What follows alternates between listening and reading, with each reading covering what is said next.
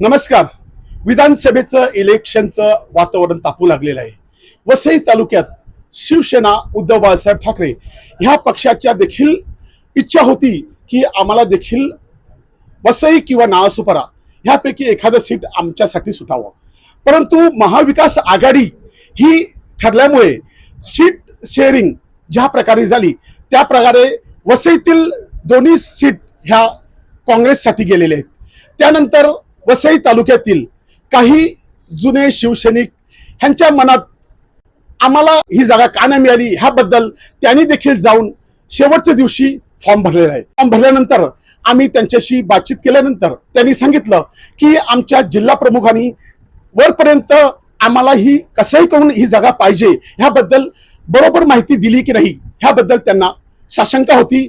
तशा प्रकारे त्या लोकांनी प्रेस कॉन्फरन्समध्ये सांगितलं. त्यानंतर जिल्हा प्रमुख ह्यांनी देखील आपली भूमिका स्पष्ट केली. परंतु काल ज्या वेळेला वसई शिवसेना मध्यवर्ती कार्यालयामध्ये एक सभा घेण्यात आली आणि त्या सभेमध्ये माजी जिल्हा प्रमुख आणि स्वतः फॉर्म भरलेले उमेदवार निकम साहेब ह्यांनी एक भूमिका मांडली. त्या भूमिकेवरती आज आम्ही खुलासा घेण्यासाठी किंवा त्या भूमिकेबद्दल जिल्हा प्रमुख पंकज देशमुख काय सांगत आहेत ते ऐकण्यासाठी आम्ही आलेलो आहोत. नमस्कार देशमुख साहेब, तुम्ही ह्या सर्व घडामोडीवर कसं बघता आणि काय सांगता? सर्वप्रथम सर्वांना दीपावलीच्या खूप खूप शुभेच्छा. ही निवडणूक जी आहे ही आमच्या माननीय पक्षप्रमुख उद्धव बाळासाहेब ठाकरे यांनी सगळ्यांना ऑलरेडी आदेश दिलेले आहेत की महाविकास आघाडी म्हणून आम्ही लढतोय. त्यामुळे कोणाचा मनदुख किंवा मतभेदांचा विषय नाही. प्रमुख पदाधिकाऱ्यांची बैठक माननीय पक्षप्रमुखांनी 1 to 1 सर्व पदाधिकाऱ्यांशी बोलून सर्व आढावा घेतलेला आहे. पक्षाची एक स्वतंत्र यंत्रणा आहे, ती या जिल्ह्याचा पूर्ण सर्वे करते आणि नंतर पूर्ण महाराष्ट्रात होणाऱ्या वाटाघाटी त्यापैकी 97 सीट या शिवसेनेच्या वाटेला आलेल्या आहेत. त्याप्रमाणे पक्ष नेतृत्व हा निर्णय घेत असते आणि योग्य वेळी सर्व पदाधिकाऱ्यांची चर्चा पक्षप्रमुखांनीही स्वतः केलेली आहे.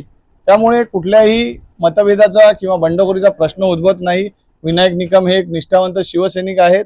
त्यांनी प्रथमतः पहिले पालघरला जी सीट आमच्या वाटेला आलेली आहे तिकडे मनोहर दांडेकर यांनी अर्ज भरलेला असल्यामुळे आमची चर्चा झाली की तुम्ही एक अर्ज विकत घेऊन ठेवा. पण त्यानंतर मनोहर दांडेकरांचा शिष्टाचार प्रफुल्ल पाटील काँग्रेस अध्यक्षांनी केल्यावर त्यांनी मागे घेण्याचं आश्वासन दिलं आणि ते मागे घेत आहेत.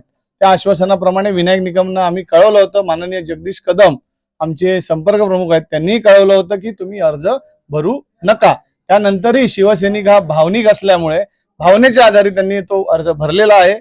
पक्षाचा शिष्टाचार पक्षाचे वरिष्ठ नेते त्यांच्याशी बोलून नक्कीच त्यांच्या अर्जाची माघार होईल व महाविकास आघाडी म्हणून पालघर जिल्ह्यात चांगलं एकत्रित काम होईल ह्याचं आश्वासन मी देतो.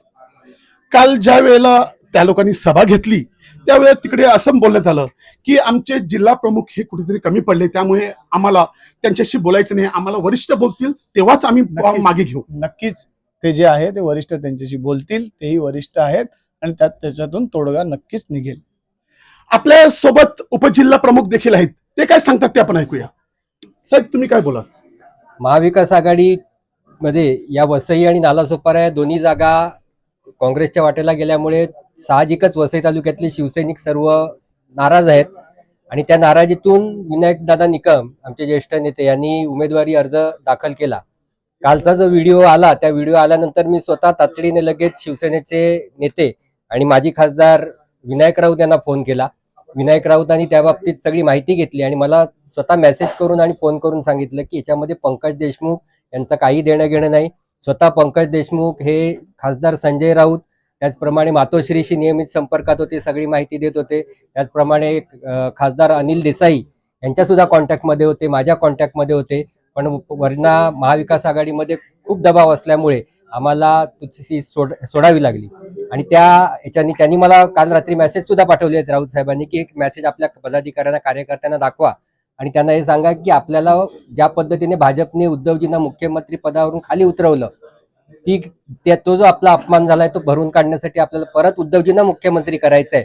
यासाठी 2 शब्द आम्ही सुद्धा पावलं मागे घेतलेली आहेत. त्याप्रमाणे कार्यकर्त्यांनी सर्वांनी सहानुभूतीने विचार करावा आणि महाविकास आघाडीला जितकं सहकार्य करता येईल आणि आपल्या जागा निवडून आणता येतील तेवढ्या आणाव्या आणि आपल्याला पुन्हा एकदा सरकार आणायचं आहे. मला अशी विनंती की विनायक दादा आणि विवेक पाटील साहेब वगैरे आमची ज्येष्ठ मंडळी आहेत, त्यांचं तालुक्याच्या संघटनेमध्ये फार मोठं योगदान आहे. परंतु ते मला नक्कीच विश्वास आहे की आता हे सणासुदीचे दिवस आहेत, वरिष्ठ सुद्धा आमचे त्याच्यामध्ये लक्ष घालतील, त्यांच्याशी बोलतील आणि विनायक दादा ही त्यांची उमेदवारी मागे घेतील असं मला विश्वास आहे. तर आपण ऐकलं, जिल्हा प्रमुख सांगितलं की आम्ही देखील भरपूर प्रयत्न केला, आमच्या देखील मनात होतं की आमचा शिवसैनिक एक आमदारकी निवडावी आणि आमदार म्हणून विधानसभेत जावं आणि त्यांनी वसईचे प्रश्न मांडावेत. परंतु ज्या वेळेला महाविकास आघाडीची स्वरूप ठरलेलं असतं आणि जागा शेअर हे प्रत्येकाच्या विचार करून आणि वरिष्ठांनी त्या प्रकारे जागा दिलेल्या आहेत, त्यामुळे आमचे जे सिनियर मंडळी आहे त्यांच्या मनात असलेली खतखत ही वरिष्ठ त्यांना समजूत काढतील आणि सर्व काही व्यवस्थित चालून महाविकास आघाडीचा जो उमेदवार उभा आहे तो निवडून येईल अशी त्यांना देखील शाश्वती आहे.